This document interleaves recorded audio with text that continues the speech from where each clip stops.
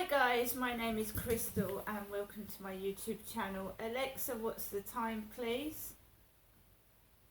It's 9:45 a.m. Okay, so we've got cleaners in the building. They're clanking their cleaning equipment against my front door. This is what I felt like Sunday, like I'm being made to act like someone I'm not. I don't get viciously annoyed or angry. I hold myself together outside in pain and in situations where people are letting their dogs loose on me, and I feel afraid. And I have chronic pain issues in my face, teeth and jaw, and I'm walking around like a zombie on painkillers. I've put Bonjela, because this is what the doctors and the dentists say, put Bonjela on it. So I've put Bonjela on open sores in my mouth. The hospital has given me telephone consultation in November. Fair enough. I can't get to see a doctor or a professional face to face. Fair enough. So what does a normal member of the public with no money who can't go private do? Has to find medication themselves, to self-medicate and sort the pain out themselves. And that's what I've been doing for several years now, because no doctor or professional that I've met can help me. The pain clinic told me there's nothing more they can do, that it's psychological. I've got open wounds in the side of my mouth. They're open and they're weeping and they're sore. They've been like that since I've had my teeth extracted. Over 9 teeth extracted over a few years. I've got open wounds in my mouth. I went back to the dentist.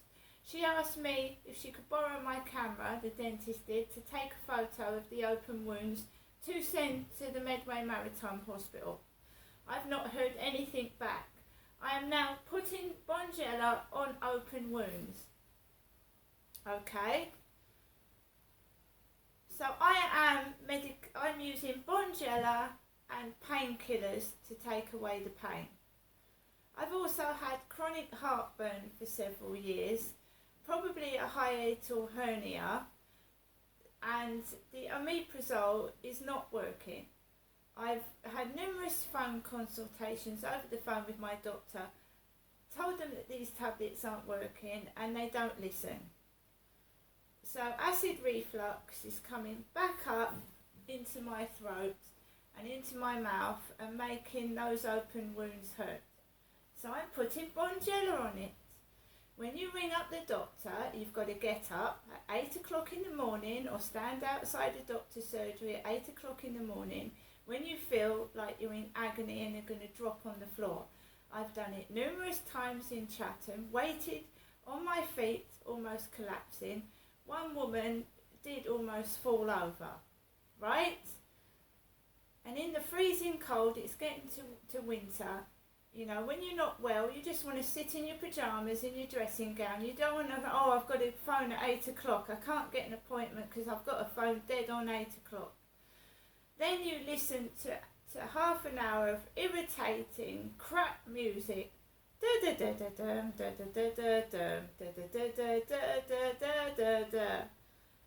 don't know what it is, it's irritating. When you finally get through, I'm sorry, there's no more appointments. Ring tomorrow. The doctors have it on their notes, and the hospital does, that the bloody phone hurts my face. It hurts my face. It gives me electric shocks and it electrocutes me and hurts me. So I now can't go to the ENT for a face-to-face appointment. They want me to take a phone call for half an hour to 45 minutes where I'm going to be electrocuted in the face and tortured. Fair enough. Fair enough. Torture and cruelty continues. This is how I dress to go out and walk my dog. Have I turned into a monster? Do I look ugly and hideous and revolting? Last night, a black dog nearly jumped up all over me in the dark. As I've said many times, my ex-husband had his kneecap broken by a running dog there was half the size of that dog bounding across towards me last night, right? And they know full well I can't take videos in the dark of who's doing it. So if they kind of go for me during the day, they're now doing it in the dark where they can't be seen, which is cowardice, isn't it? Cowards. So as I was saying, right, I'm on my own. I've not got anybody to stick up for me. And as you know, people turncoat. You call them turncoats. When I had friends where I was living before, they all turned on me. They all turncoated. Where they said I looked after my kids and I gave everything to my kids, they turned on me and said my kids hated me. Right? Which was utter bullcrap. Utter bullcrap. My kids are adults now, so they know what swear words are. Bollocks. Utter bollocks. Right, was said about me. I had shop assistants saying, you look after your kids. You do everything for your kids. Your kids love you. And then they turncoat on you and turn around and say, because, that I didn't look after my kids, that I was this and I was that. So utter bollocks. That's what people are like. Shallow, nasty, backstabbing bastards. Right? Now I'm being quite honest. I'm not going to pussyfoot around and put, make everything sound what was done to me was acceptable when it wasn't. Right? Because it wasn't. I'm not putting up with it anymore. And racism, because of my first name, which is Genestra, because my mum has again rung me this morning. Hello Genestra, this is Jennifer calling from the landline phone, hoping you're well and having a good day. Right? I will not tolerate racism or any kind of abuse. It will be reported. Right? If anybody else has any more designs on following me about, taking the mickey and abusing me, they're going to find themselves behind bars. Okay, that's that out of the way. I go out dressed like this. An ordinary woman, royalty wear wellies.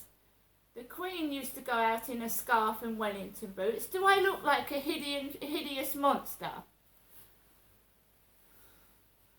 Have I suddenly turned into something that I can't see? I've had enough of it. I've absolutely had enough of being a source of people's abuse and entertainment and thinking that they can intimidate me, let their dogs run all over me and do what they like because there's no police watching around here, nobody to help me, and they bloody well know it. When I was married, they wouldn't do what they're doing now, because my husband would go out and deal with it, as he did when I was abused sometimes up in Gloucestershire. Do you know, I was walking around the field and this bloke said to me, you can't let your dog shit on this field. I went, I'm just walking the dog, and I pick his shit up. We can't have the likes of you walking on this field. We can't allow you for your dog to shit on this field. And I was a young woman, I was in my 20s, and I was scared. This elderly bloke comes up to me and tells me to get off the field. I said, is this your field? He went, no, I've just come out of the rugby club. I goes, well then, it's not your field. He goes, well just get off, will you? And then I turned round and I said, would you like me to go and get my husband and you tell my husband what you've just said to me? And he ran off into the building. He ran off into the building. I have had a lot of abuse through my years, and that was unbelievable, telling me to get off the field because he didn't like my sort. I mean, really? Who is this doing this bullshit to me? I'm not good enough to stand on a field. I don't think so. Right guys, I'm going to get off and walk my dog shortly, and I haven't turned into an alien from another planet. It's still me, Crystal, and I do wear glasses, and sometimes I wear a beanie hat because I suffer from pain. Here we go. This is the beanie hat I wore last night out walking the dog, where I was nearly jumped upon by a black dog. And then we do look funny, us trigeminal neuralgia warriors, with our hats and our masks over our faces because we don't want the wind to trigger the pain off. Is that okay? To people that listen and truly believe in me and support me and like my videos, thank you very much. But there are wicked people out there. There are stuck-up snobs that tell me to get off their lovely green grass when I'm a human being. See you later.